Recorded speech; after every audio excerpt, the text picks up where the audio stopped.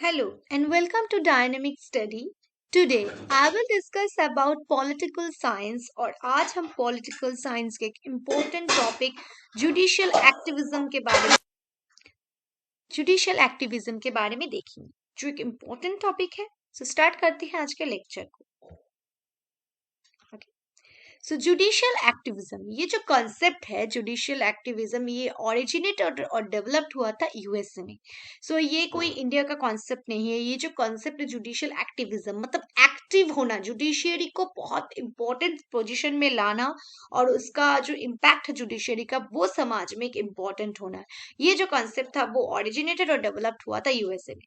Okay, the term was first coined in 1947 by Arthur Schlesinger Jr., an American historian and educator. वो एक American historian and educator थे. उन्होंने ये शब्द पहली बार यूज किया था 1947 में, जो आर्थर सिलिंगर. ओके, सो यूएसए का कॉन्सेप्ट है जो दिया था. ओके, अब इंडिया में कब आया? In India, the doctrine of judicial activism was introduced in mid 1970s.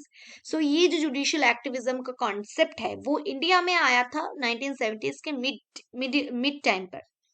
तब justice V are कृष्णलायर, justice P N Bhagwati, justice C O चेन्नरप्पा Reddy and justice D A Desai lead the foundation of judicial activism in the country. उन्होंने initiative लिया था judiciary को एक activism के तौर पर हमारी कंट्री में मतलब पोजीशन में एस्टेब्लिश करने का. सो इंडिया में जुडिशियल एक्टिविज्म का जो कॉन्सेप्ट है 1970s के टाइम पर Krishna Iyer, justice P N Bhagwati, supreme court के जो लॉयर थे सभी, Chinnappa Reddy and justice D A Desai, उन्होंने ये फाउंडेशन किया था इंडिया पे ये concept. Okay,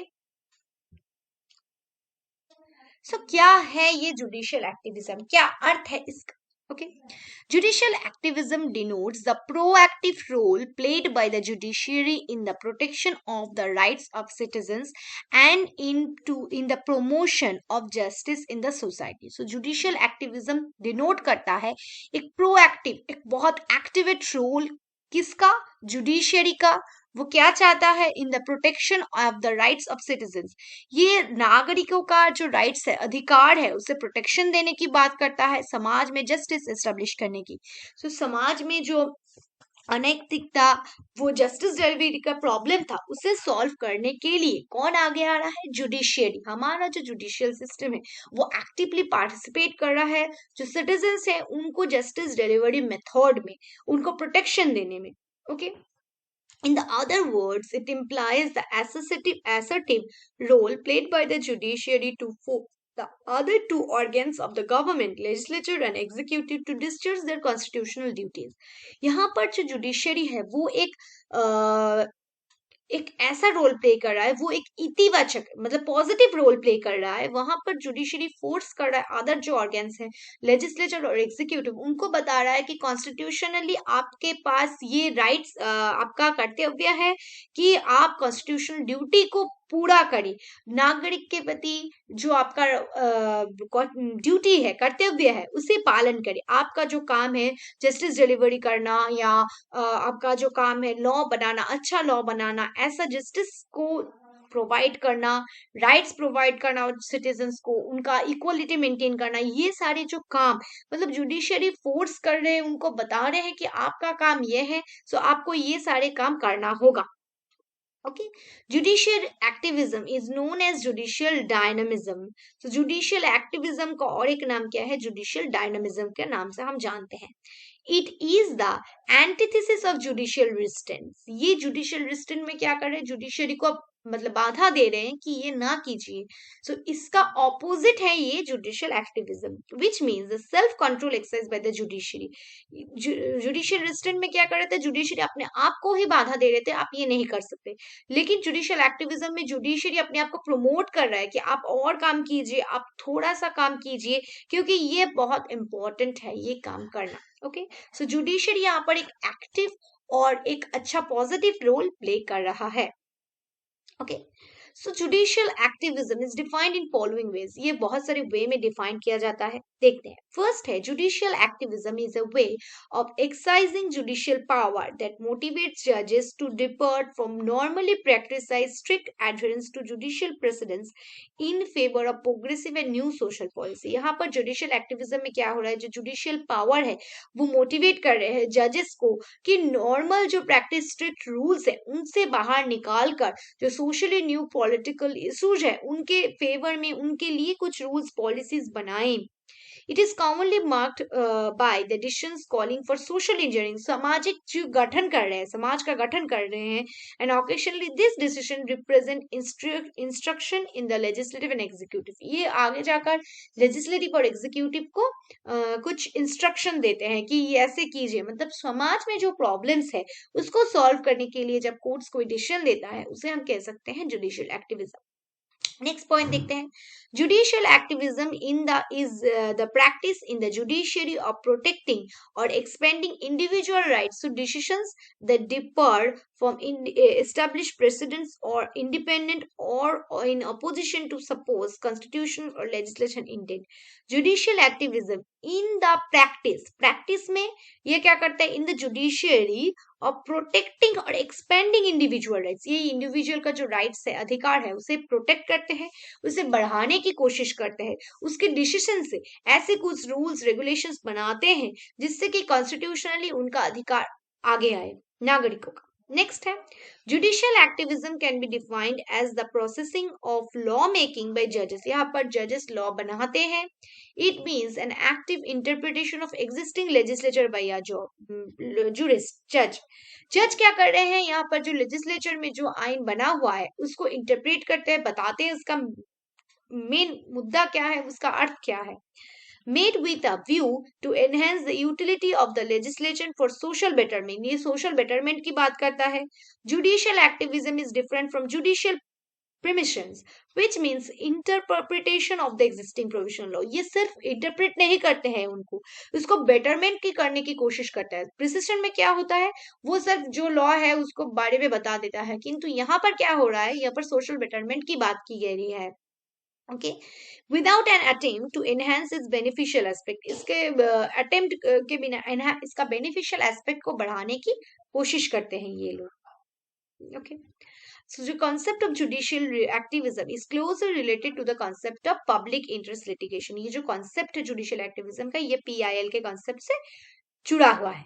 It is the judicial activism of the Supreme Court which is the major factor in the rise of PIL. So judicial activism Supreme Court में जो था वही PIL को उठाने में हेल्प किया है। In other words, PIL is the outcome of judicial activism. So PIL किसका फल है, judicial activism का। In fact, PIL is the most popular form or manifestation of judicial activism. Judicial activism का सबसे एक अच्छा, एक गुरुत्वपूर्ण रूप कौन सा है, PIL है। Okay. So Upendra Bakshi, an eminent jurist, has detailed the following typology of social or human right activities who activate judicial activism. So उन्होंने judicial activism को कुछ कहा है, किसने, उपेंद्र बख्शी ने, जो बहुत एक बड़े राइटर हैं, एक बहुत बड़े सुप्रीम कोर्ट जुरिस्ट है। उन्होंने कुछ टाइप्स के बारे में बताया है। First is civil right activists. These groups primarily focus on civil and political rights issues. नागरिकों के जो सामाजिक और राजनीतिक मुद्दे हैं उनके बारे में ये ग्रुप मेनली बताते हैं। पीपल राइट्स एक्टिविटीज जो मेनली फोकस करता है सामाजिक और अर्थनैतिक जो विषय है, राइट्स है पीपल के, उनको प्रोटेक्ट करना और पीपल के लिए मूवमेंट करते हैं वो लोग। नेक्स्ट है कंज्यूमर राइट ग्रुप्स। कुछ ग्रुप हैं जो consumer rights with in the framework of accountability in polity and economy, polity के और इकोनॉमी के अंडर जो कंज्यूमर के राइट्स है उनके बारे में ये ग्रुप काम करता है। नेक्स्ट है बॉन्डेड लेबर ग्रुप्स। ये ग्रुप आस्क करता है judicial activism is nothing short of annihilation of wage of salary in India. So यहाँ पर जो bonded labor जो प्रॉब्लम है उसके बारे में बात करता है। नेक्स्ट है सिटीजन्स फॉर एनवायरमेंटल एक्शंस। कुछ लोग हैं जो एनवायरमेंट प्रॉब्लम को और पोल्यूशन के बारे में काम करते हैं, एनवायरमेंटल डिग्रेडेशन के बारे में करता है, उसको सॉल्व करने की कोशिश करता है। नेक्स्ट है citizens group against large irrigation project. जो लार्ज इरिगेशन प्रोजेक्ट है उससे क्या बहुत तो घर अपने घर जगह छोड़ना पड़ रहा है, सो उसके लिए आंदोलन करते हैं। ओके, मेगा इरिगेशन प्रोजेक्ट के अगेंस्ट, डिजर्टिफिकेशन के अगेंस्ट। ओके, नेक्स्ट है राइट्स टू चिल्ड्रन ग्रुप, जो children labour, right to literacy, उनको शिक्षा दान, उनके लिए जो जुवेनियल राइट्स है उनको प्रोटेक्ट करना, उनको जो चाइल्ड लेबर है, child born to sex workers, उनको रोकना। ओके, चाइल्ड के लिए, चाइल्ड प्रोटेक्शन के लिए ये लोग काम करते हैं। नेक्स्ट है कस्टोडियल राइट्स ग्रुप्स, ये कस्टोडियल राइट्स ग्रुप प्रिजनर्स के लिए काम करते हैं, वुमेन अंडर प्रोटेक्टिव वुमेन के लिए अंडर काम करते हैं, प्रिवेंटिव प्रोटेक्शन जो राइट्स हैं उनके जो खिलाफ जो मतलब जो गंदा काम हो रहा है उसको प्रोटेक्ट करने की कोशिश करता है। नेक्स्ट है प्रोवर्टी राइट ग्रुप्स, जो प्रोवर्टी और ड्रॉट के खिलाफ जो प्रॉब्लम्स है अर्बन में इम्प्रोवरिशमेंट है, इलिटरेट ग्रुप्स है, उनको कैसे पोवर्टी से निकाला जाए इनके लिए काम करता है।